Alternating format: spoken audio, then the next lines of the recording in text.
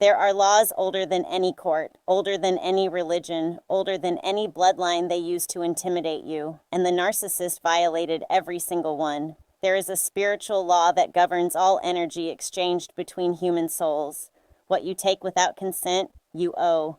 What you destroy in another returns to be dismantled in you. What you weaponize against the innocent becomes the instrument of your own undoing.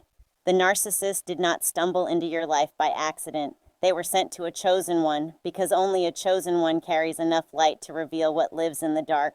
Here is what they did, knowingly or not, and what it cost them spiritually. They practiced Darvo: deny, attack, reverse victim and offender. Spiritual law records every inversion of truth. They used intermittent reinforcement, manufacturing trauma bonds to keep you tethered. Spiritual law registers every deliberate wound inflicted on a sovereign soul. They deployed smear campaigns, proxy harassment, flying monkeys. Spiritual law does not distinguish between the hand that strikes and the hand that directs it. They weaponized your empathy, your vulnerability, your trust.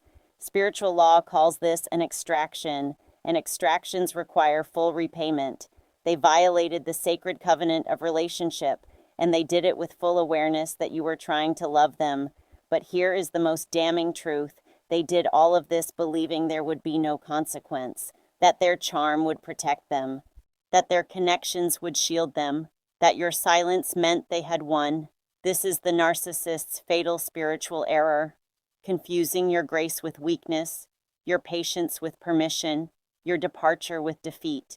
They never understood that chosen ones are not just survivors, they are witnesses, and the universe does not require your testimony to act. It was watching the entire time.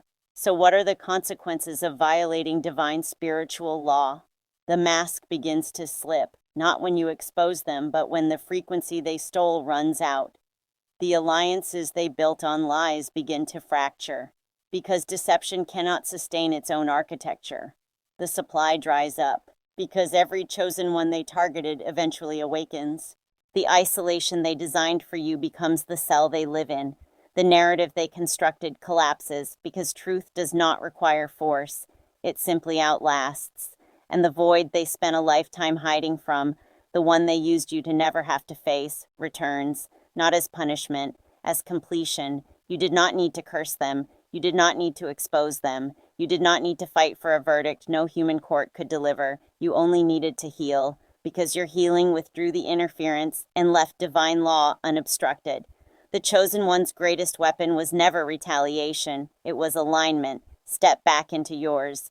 The law was already working before you took your first breath this morning.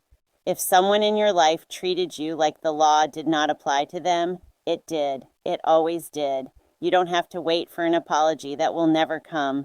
The ledger was never yours to balance. Save this. Send it to the chosen one still waiting for justice. The universe already filed the case. They broke every spiritual law written into the fabric of this universe and called it winning. The narcissist's greatest blind spot was never you.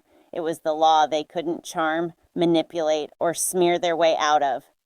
Divine law doesn't need your anger to execute. It only needed you to step out of the way. This is not revenge. This is cosmology.